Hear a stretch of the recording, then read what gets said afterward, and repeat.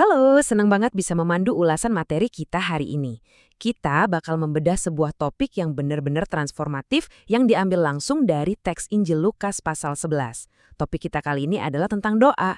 Tapi tunggu dulu, ini bukan sekedar panduan dasar tentang cara berdoa ya. Kita akan melihat jauh melampaui pemahaman harfiah yang mungkin sudah sering banget kita dengar. Dan menggali makna spiritual yang luar biasa di baliknya. Jadi bersiaplah, karena materi sumber kita kali ini akan memperkenalkan sebuah cara pandang yang cukup radikal tentang doa. Pernah nggak sih waktu baca ayat yang terkenal banget ini, di mana seorang anak meminta makanan ke ayahnya, Anda bertanya-tanya? Teks itu bilang kalau anak minta ikan, masa ayah kasih ular? Atau kalau minta telur, masa dikasih kalajengking? Pertanyaannya, tahukah Anda makna sebenarnya dari meminta ikan atau telur di dalam doa ini? Apa menurut Anda teks ini benar-benar cuma ngomongin soal kebutuhan fisik atau makanan sehari-hari? Coba simpan dulu pemikiran itu, karena jawabannya mungkin bakal bikin Anda kaget. Oke, kita langsung masuk aja ya. Coba perhatikan teks yang jadi fondasi kita dari Lukas 11 ayat 11 sampai 13 ini. Di sini kita melihat sebuah transisi yang sangat mencolok. Teksnya menyebutkan ikan dan telur, dan di ayat sebelumnya juga menyinggung soal roti. Tapi coba lihat puncaknya. Teks ini dengan sangat jelas beralih dari membicarakan makanan fisik menuju pemberian Roh Kudus. Jadi, roti, ikan, dan telur di sini sebenarnya adalah simbol. Mereka ini secara langsung menunjuk pada apa yang disebut sebagai suplai hayat atau suplai kehidupan kita. Nah, sekarang kita masuk ke bagian pertama, membongkar simbol kekayaan, Allah. Kalau kita perhatikan pemetaan ini, elemen-elemen tersebut sama sekali bukan kebetulan loh. Teks sumber kita menguraikannya begini, roti itu mewakili kekayaan dari darat atau tanah, ikan mewakili kekayaan dari laut, dan telur mewakili kekayaan dari udara sekaligus bumi. Coba bayangkan, kalau Anda menggabungkan semuanya, darat, laut, dan udara, apa yang Anda dapat? Ya, Anda mendapatkan gambaran tentang kekayaan Allah yang benar-benar paripurna, nggak terduga dan mencakup segala dimensi. Ini adalah kelimpahan yang total. Dan yang bikin merinding dari bagian ini adalah bagaimana sumber teks kita secara eksplisit menyimpulkan semua simbol tadi. Dikatakan bahwa Roh Kudus adalah totalitas dari kekayaan ini. Roh Kudus adalah totalitas dari roti, ikan, dan telur. Luar biasa kan? Artinya saat kita meminta makanan spiritual tersebut, kita sebenarnya lagi meminta realitas puncaknya, yaitu Roh Kudus itu sendiri, sebagai pemenuhan segala kebutuhan rohani kita. Ini membawa kita ke bagian kedua, ular, kalajengking, dan kegelapan. Di sini perbandingannya jelas banget. Di satu sisi, kita punya pemberian yang baik, yaitu roti, ikan, dan telur, yang sudah kita sepakati sebagai Roh Kudus dan kekayaan ilahi. Di sisi lain, ada pemberian yang buruk, yaitu ular dan kalajengking. Teks kita membongkarnya dengan sangat gamblang.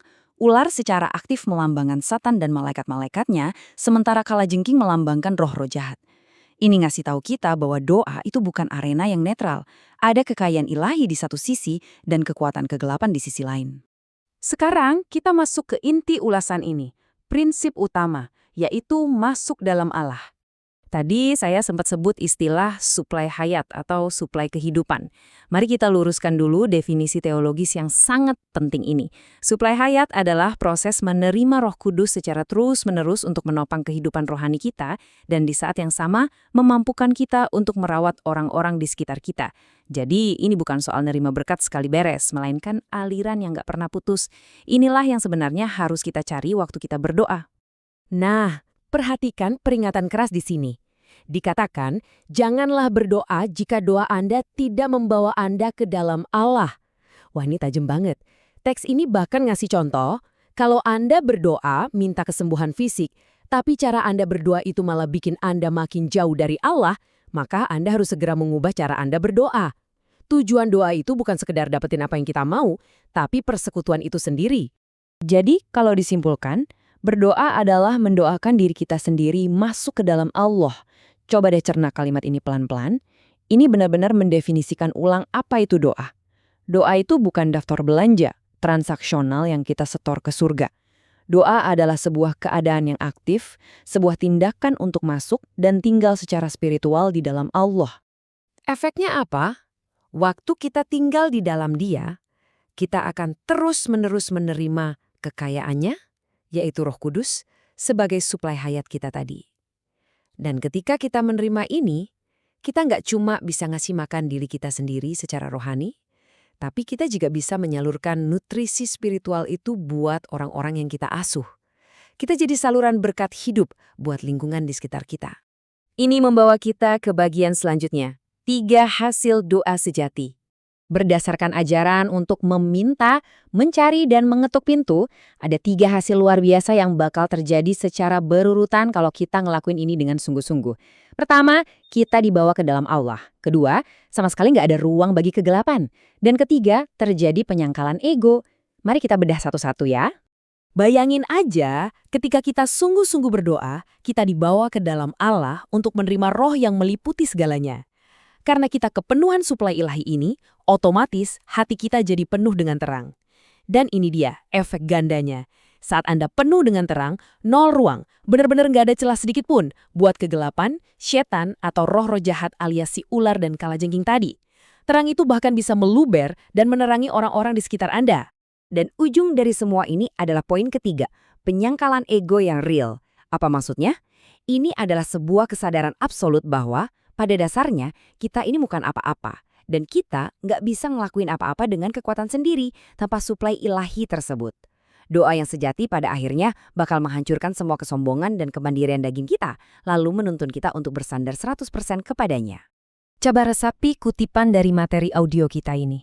Dikatakan, bahkan doa yang singkat seperti menyeru nama Tuhan, "Oh Tuhan Yesus," itu juga menunjukkan bukan lagi aku, melainkan Kristus. Gila kan?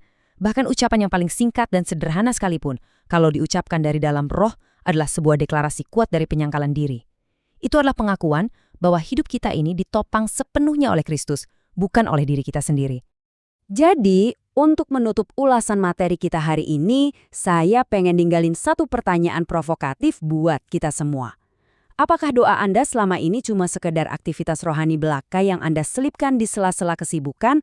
Atau apakah doa itu sudah menjadi konstitusi esensial dari diri Anda yang terus-menerus menarik Anda masuk ke dalam Allah?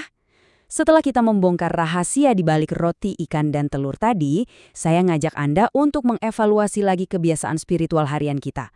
Jadikanlah doa bukan lagi sebagai tugas agama, tapi sebagai ruang di mana Anda masuk dan menikmati kelimpahannya setiap saat.